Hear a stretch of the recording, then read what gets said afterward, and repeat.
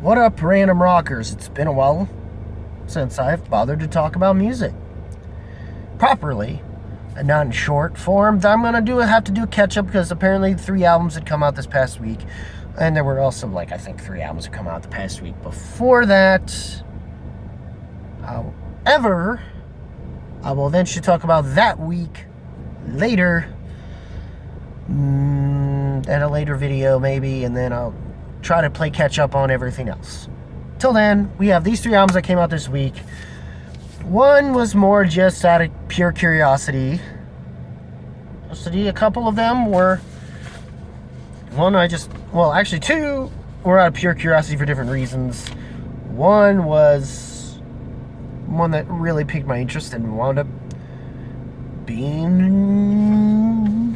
pretty beyond good. I'll explain later. But for now, we start with the Black Keys, Depot Boogie.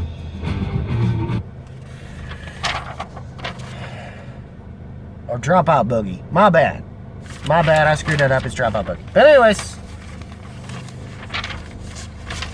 as someone who used to be, I used to really be a Black Keys fan. I had a phase about it, or at least when I could afford and have the money to go out and just frivolously spend to get CDs. Black Keys wound up being one of those bands I eventually decided to collect stuff. White Stripes was as well, and when I could, I liked their last album when they came back. Honestly, I felt it made up for Turn Blue personally. In terms of holistic albums, I had more fun with it. I can't say I fully do here. Hold on a second. Now, I started off fine. I liked it to start with. As you just heard in the opening from Wild Child, It Ain't Over was okay. For the Love of the Money didn't sound too bad to me. Your Team is looking good. I don't know if we were asking for an anthem thing, and it's a ridiculous one. But it didn't sound terrible. It sounded pretty energetic for being that. But I was starting to feel like I needed to pick me up, and I was hoping that Good Love, given it was a featuring Billy F. Gibbons of mother freaking ZZ Top, this should be good on paper. But you also got to, will we have to factor in the fact that both the feature involved here and the band, the Black Keys at this point, being possibly out of their prime, being that as a factor, and unfortunately that is the case of the latter, and everything else after that. Oh geez, it's the middle of the record, and then from that point on, the latter half afterwards just couldn't pick itself up for me. I didn't hate the tracks, but I could tell it felt like filler. Granted, I still weirdly enough somehow prefer this over Turn Blue, which may be a hot take in some circles apparently, but overall I'm not planning on wanting to come back to this thing, unfortunately, and I'm sorry to some Black Keys fans. I would rather you, if you want a good Black Keys, just listen to their really early stuff in the 2000s, maybe, and then maybe anything that's post the one album that I'm blanking on for some reason, because it's been so long since I've listened to Black Keys proper in a while.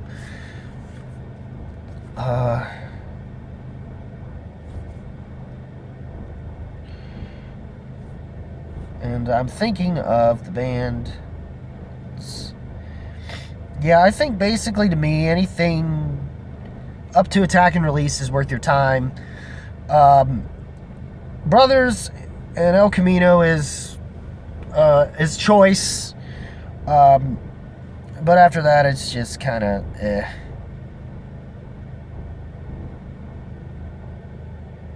I liked Let's Rock. I love their comeback, personally, to me. Delta Cream, I heard, was kind of meh in terms of cover albums, so wasn't really too worried about it, so. But yeah, this is okay. I guess if you're a Black Keys fan and you just want to keep collecting, this is kind of one of those, and it's probably what's going to happen with me at this point. But I don't feel like coming back to it that often compared to their previous bodies of work, so take it or leave it for me. what I will say is, me and I wound up listening to more interesting albums than this one. So overall, a mixed bag on my end, I guess. Which I'm just being nice, I guess, in saying that. I understand if some people, for some strange reason, decide to thumbs down it. I mean, if you weren't going to like Black Keys in the first place, this ain't going to do anything to change your mind. But, anyways, and that's kind of it with that. However, we have one other album coming up here. However, luckily, I had two other albums that were much better. And one of them includes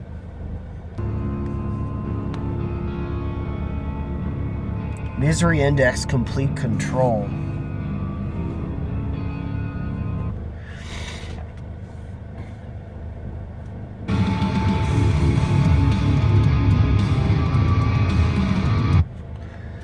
This band is apparently a death metal band that happens to be and at least this is my first experience with them. They've been around a while.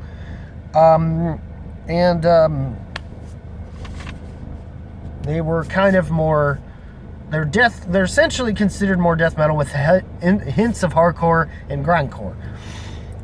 Now, I'm usually not much for traditional death, nor am I that much for grindcore.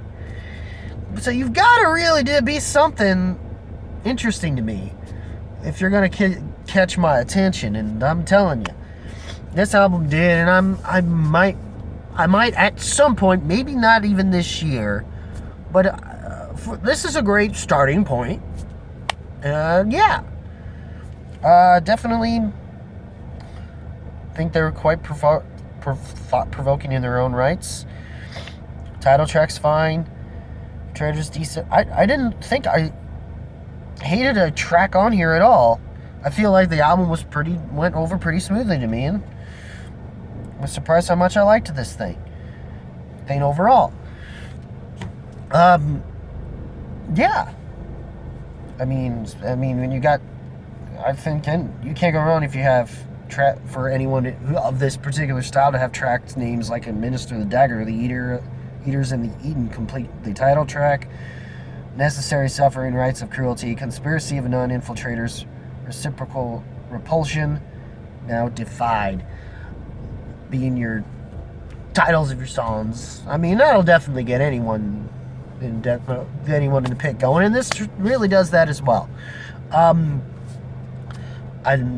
wish I had more time to have dived into this album, to be honest, but having only listened to it once shouldn't really qualify for this. But I liked my first listen enough to say I will be going back to this album for sure.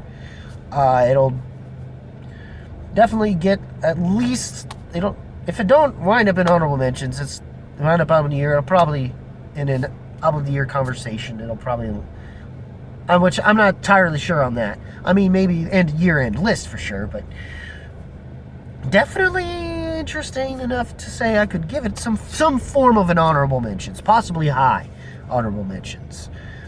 And yeah, for a death metal record, it's pretty hardcore. Yeah, I'd give it the horns. Heavy thumbs up to medium horns, something of that nature. Really interesting stuff. Plus, this album cover is pretty brutal too. But it wasn't the album that got my attention the most this weekend, to the point of being album of the year. Heck, and weirdly enough, I was surprised I didn't remember this band had an album come out. But I instantly regretted having forgotten. Because after that, I'm telling you, I made sure I remembered. And that album is, if you haven't already seen the thumbnail, but regardless, that album is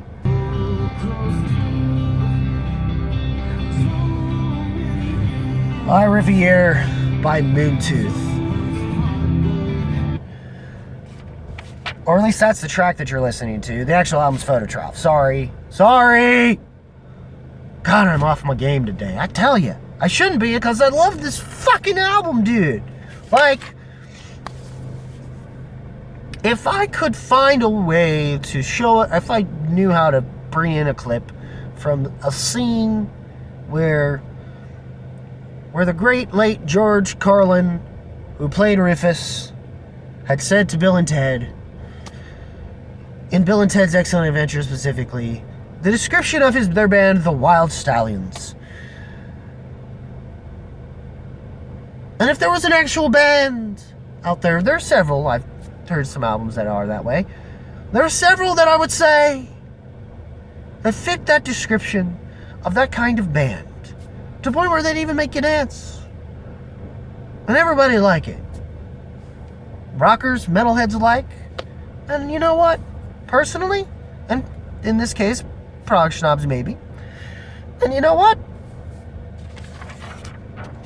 This Moontooth album is exactly that. I loved their album Corrupts when it came out. Though after having listened to this album and gone back to it, for some reason I don't find it as fun. However, I still say it's great for what it is, but for some strange reason, I almost find that more of a compliment to them, because they honestly did so much better than they did this record, and they didn't even have to scream a whole lot to do it. They just focused on the strengths they had that were there from the beginning. More so in the guitar, like, don't get me wrong, the rhythm section is pretty good, and the drums definitely stand out when they need to. I wouldn't mind the bass, but that's just eventually doing something aside, adding in the low end. But that's okay. It does what it needs to do, and it blends in pretty well with the guitars. And this and another album, I might make a short about it, but this and another album, to Mike from Become the Night, your band, The Crusade, or Crusade, or whichever, don't know if there's a "the" or not, I can't remember, sadly. But if you wanted that album to be progressive metal, that was meant to be radio friendly, that was meant to be easy and accessible. From what I've heard from some sources, that wasn't exactly received very well. And you were just put as another YouTuber that basically made an album of music that didn't go over so well. Even though there's at least one band that's kind of stood the test of time that I'm eventually going to talk about later on. But right now, these Long Islanders, prog metal heads that apparently have thing for Tool and Otis Redding, which you think wouldn't mix, but somehow they do, even though I would rather say their sound, for the most part, is sort of a more Van Halen, Metallica, Alter Bridge type of a thing. Like, I would say, I would go as far as with in terms of the Alter Bridge thing, I'd say they find this weird sweet spot between the One Day Remains in Blackbird era of sound. And it works. And just the fact it's very much a very boogie rock infused prog metal record, where it's danceable sort of blues rock. It's more in that sort of vein of post grungy sort of vein of it, but it's progressive alt metal instead. I guess you could say, and that has its sort of. And the only track, if I were to nitpick, really, to me, Backburner's pretty solid. Deathwish Blues is fun. It's hard to not love the vocals on this fucking thing. Oh, and I love how the last two tracks do kind of end things off on it sonically on a purely positive note, or at least that's what they were trying to do in a way. The Conduit, I feel like they were wanting to do something sludgy a little bit, but I feel like it was peaking a bit, and they did the best they could to kind of fix that a little bit, because they clearly kind of tried to use a more scoop to fuzz sound, that comparable of a big muff to the sound they already had, and it just wasn't panning out as well as I think they wanted it to. or nearly as well as I think they wanted to. It was, but it didn't sound bad though. I think they wanted to kind of be more torchy at that point, but it just didn't work as well as I think they wanted it to. But I still like it. I still like it. Even if I don't love it compared to the rest of the album, I still like it. I'm still having fun. This album's fun. And I can recommend this style of this band literally, and this album literally, to anybody. Anybody. Anyone who's not even in this field of this band. It's meant for everyone. It's a true good great ass fucking gateway album that's worth your fucking time. It's so much fun. I mean,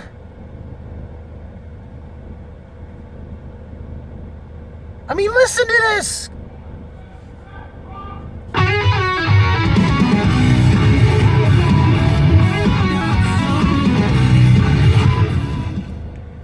I mean, come on. You ain't dancing that lie to me, bitch. You lie. You lie. Whew-wee. If you haven't figured it out already, guys. Like, hell, in fact, I'd say by the time the Phototroph ends, this album ends with this title track, I get this feeling.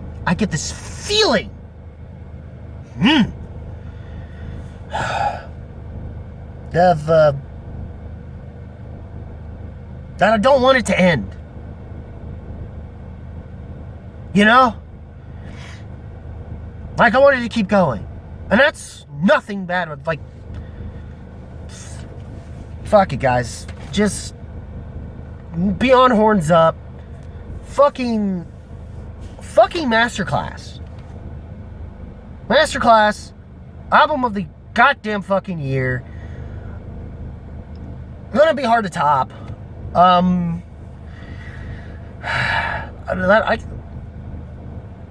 Goddamn. Sure, there was another album. Sure, who knows? And we're gonna have who knows if Porcupine could do it? Alter Bridge is on their way. Who knows? Who knows? Hell, I could even be saying the Frank Sinatra fucking covers album from Mark Tremonti's better. I don't know.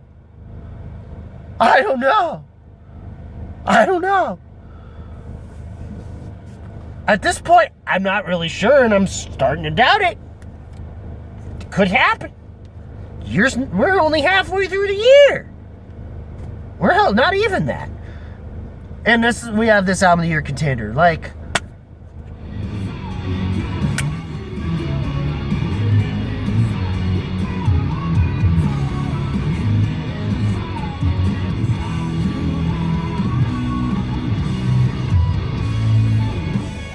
and a fucking awesome solo. Oh my god. Oh my god.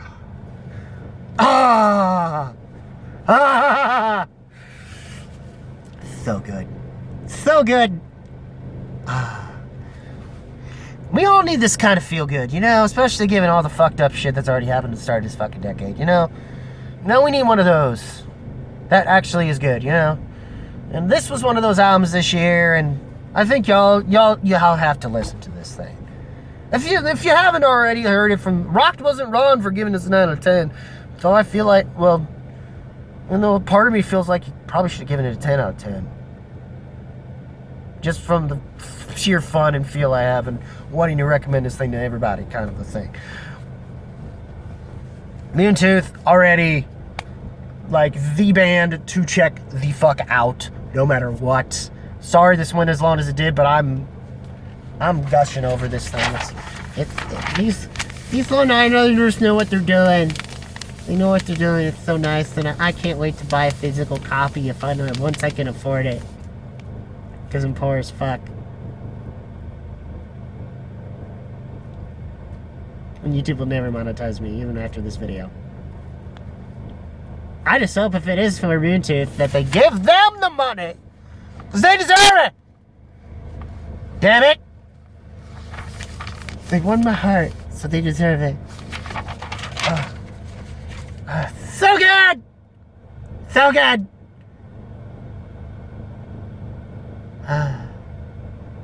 What did you think, guys? Did you like any of the albums that came out this week? I hope it was this one. I wouldn't mind if I wouldn't blame it if it was this one. I mean, it's a bit choice if you're gonna pick this one, though. But I wouldn't blame you if it was this one. It was definitely not this one. That is really good. It's really good. You should go check it out. You should go check it out. Yeah. Whatever you think, if you like this video, like the like button with thrust if you must. Links in the description to all my socials. Horns. Links to the socials. I mean,